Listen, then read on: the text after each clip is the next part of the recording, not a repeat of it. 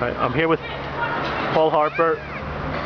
Paul runs a function band which practices in Dundee, but you play all over Scotland. Yep. And you're called Jive Candy. Yep. Okay.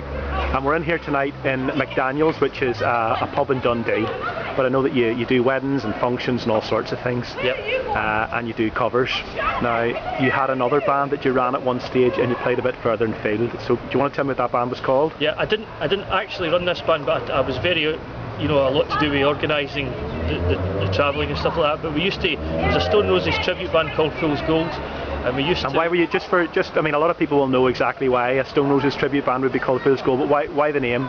Because it's probably their biggest hit. It's a song that broke them into the mainstream, made it very popular. And you tell me what decade the Stone Roses were absolutely huge in? Yeah, the very early 90s, when you had the Manchester and the Acid House and the Hacienda and all that things going on, the Happy Mondays, it was a big time. Now you mentioned the Hacienda, which was a big club in Manchester, and they made a film about that recently. Can you tell me what the film was called? 24 Hour Party People. It's actually not so recent now, it's about 10 years ago it came out.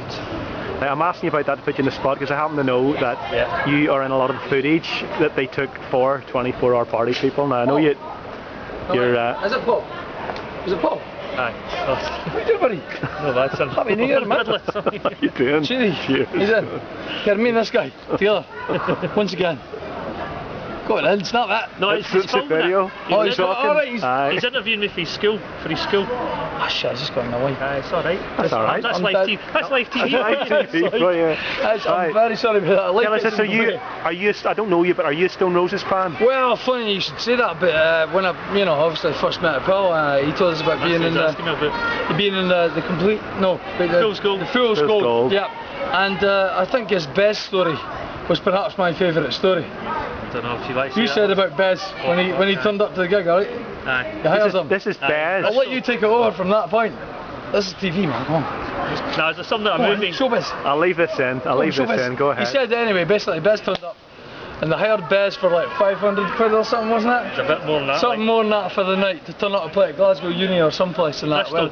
Bristol, where they're playing now. Am I going to be able to use this for an educational class? I don't want to put Bez in it, Bez turns up and you're thinking, alright, you're going to get your money's worth out of Bez for $1,000. But Bez turns up and what does he shout? I can't mind.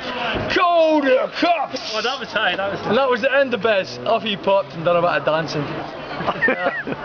I'm going to move back here to get a bit. He sent me you. And it's the juice. That's great. And you gave me poison.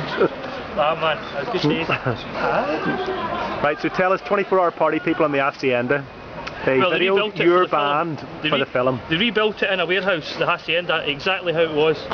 And it was exactly the Hacienda laid out perfectly. Yeah. And we shot scenes in it. We played the song Sally Cinnamon, and it was absolutely crazy because there was there was 500 extras there that were the crowd, and the cameras were all on the stage, and it was amazing. What an amazing experience. Our guitarist had to hide behind a screen, and they had a guitarist actor there because they had speaking parts, that particular guitarist. They had to use a proper actor for that. Yeah. So he had to mime.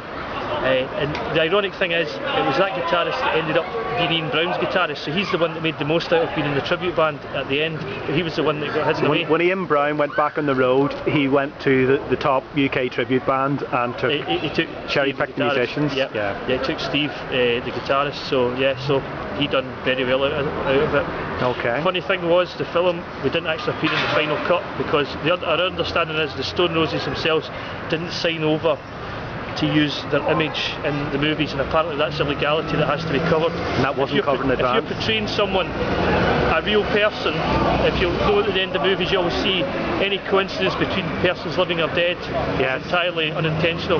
Well, we were intentionally trying to recreate people and they didn't allow that, so it turns out that the footage didn't get used, but some of it's still hovering about the net, but it's a number of years since I checked. Right, now that band that you played with, I know that you came over to Ireland and play. Yeah. You played, where was your biggest gig with that? This is as the tribute band. Glasgow Barrowlands, 31st of May 2003. How difficult was that to organise? Well, extremely difficult. We did have a promoter that worked in Glasgow, but we did an awful lot ourselves. We had to organise posters, radio, tickets, venue, sound, lighting, security. It's a massive undertaking. I can't tell you how big it is. Well, you're in that particular case, and most bands have a manager and someone will underwrite a tour, and that we've spoken about this before. Your band was going to take the hit if you lost money, isn't that right? Yes. Are you willing to tell us on camera what kind of a hit it would have been if absolutely nobody had turned up? Okay, if nobody turned up, we would have been into it for £10,000. Right, and I'll not ask you what you made off it, but can you tell me about, I know that you played did you do the Birmingham NEC? No, we did Birmingham Academy. Birmingham Academy. Yeah. Now that's further away. You're a Scottish-based band, but that's not a drive down and drive back. No. So what extra expenses do you have as a band touring on the road than you do have, like, where you go home and sleep in your bed at night? Well, you're more remote, of course, and the obvious thing is you have to have a hotel. You have to organise to hire a car, but you're not just hiring a car, you're hiring a big van. You've got a lot of gear to take, so the logistics of organising that. People, because it wasn't a full-time thing, people have jobs, they have to take time off their work for that, so there's a lot of logistics to actually make it happen. Right. How many years did you do it for? 4.5. 4.5. Would you do it again? In a heartbeat. Yeah, it was great times, great laugh. Thank you very much. Yeah.